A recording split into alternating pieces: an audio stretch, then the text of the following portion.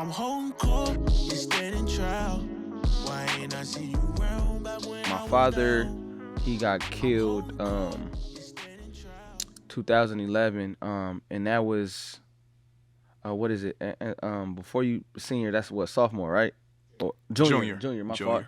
Yep. My junior year, me and my pops, we was talking about. He was like, "Man, I'm gonna buy you your class ring. I'm gonna get you your Letterman jacket and this and that, and then you gonna get you a fly suit." So we was talking about all this shit, and he got killed June 9th. And the crazy thing about that is my birthday is June 19th, and that year my birthday landed on Father's Day. Damn. So I had to deal with him dying and my birthday and it being on Father's Day. Wow. My pops got I can say this shit on record. My pops got killed by his own homies. Wow. And it fucked me up. I didn't know how to process it.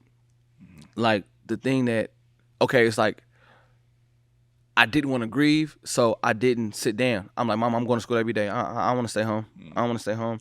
And then when I went to school, I got annoyed because everybody kept trying to, oh, you okay? Kind of like, leave me the fuck alone. I just, I'm leaving the house so I can just clear my mind. And y'all are bringing it back here. So it was tough. Mm-hmm. It was tough because before my dad passed, we had a falling out.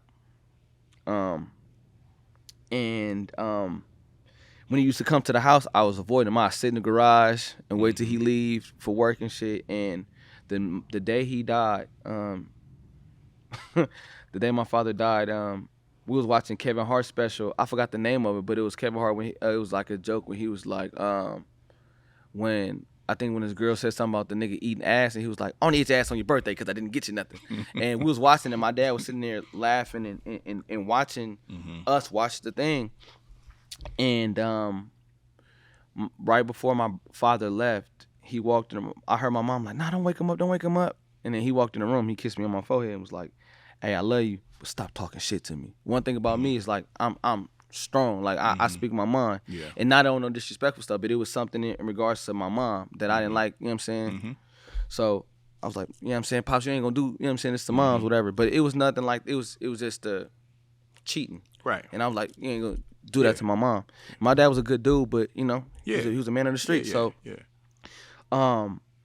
He kissed me on my face and said, stop talking shit to me. And I was like, Dad, I ain't talking shit to you, man. I love you. And I was like half asleep. And then he was like, thank you for giving me a second chance. I'm going to get my life together and I'm coming back home. Mm-hmm. And I was half asleep and I was mad because I didn't get a chance to really get that full moment because he was about to transition. Mm-hmm. And, man, it crushed me. I went to the scene where my father was. Wow. And saw my father. Wow. That shit. Was it close to the house? Was it in the neighborhood? It was in his neighborhood at the main house where all them niggas kick it at. Wow. So how did somebody called you and you went over there? What happened is the smoker from over there called my auntie. No, she didn't call my, she rode her bike to my auntie. Like, hey, Neckbone just got killed. Neckbone just got killed. And it traveled from my auntie to my other auntie to my other auntie. And my auntie called my mom.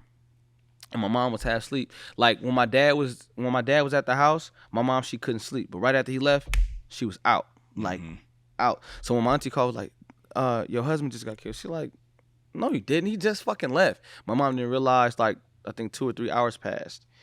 And my mom, she came in the room, she told me. As soon as she told me that, nigga, my heart dropped. Went to the scene and seen my father there on the scene, man. It fucked me up. I blacked out. I started fighting the car. I fucked up both of my hands. Like, my shit was big and swollen. I scraped all the skin off my... I don't remember what happened. I just was enraged, bro. Yeah. And you are only, what, 16, 17 at the time? 16. 16. Wow. Oh, no, I was about to be 16. Okay. Because my birthday June 19th, so I was about to be 16. Wow. Damn. Yeah. That's tough, brother. Man, yeah. I'm sorry to hear that. Condolences to you, brother. No, it's cool. Like, it's messed up how it happened. Right. But one thing I gotta understand, and this might sound crazy, and people might not understand this, but for whatever reason, I can't question God. Mm-hmm. I can't. So no matter how much I want him back, I can't question God because God know what he doing. Right. You feel me? So it's like, I gotta just all right, God, I don't understand, man, but I trust you.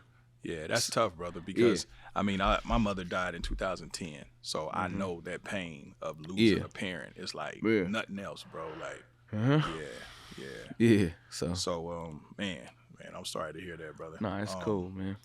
Damn, that shit threw me off. Yeah, my bad, man. We in high school. Yeah. Shit, now you got. Yeah, my fault, man. Nah, it's just sad that this is the shit that this is what we go through. You know what I'm saying? Like, I still miss him to this day. Like, sometimes I could either smell that nigga cologne or like I can hear his voice. You know what I'm saying? So this is crazy. It's like you never get over that shit. None of that shit you never get over. You kind of cope with it a little bit, but you never get over it. So that's why I'm more so worried now that I'm a father. I got a 2-year-old. Yeah. Now, the table switch. I was 2. My father was incarcerated. My son is 2. I'm here. So I understand the importance of being in my son's life every moment, not missing shit. So I'm a proud dad. So these things is like, Pops, like, you're not here, man. I need you to teach me how to be a dad. But I'm learning how to be a dad by what I went through. So I got 2 little boys, and he Court though, because I was around when we've known each other for 20 years. Yeah.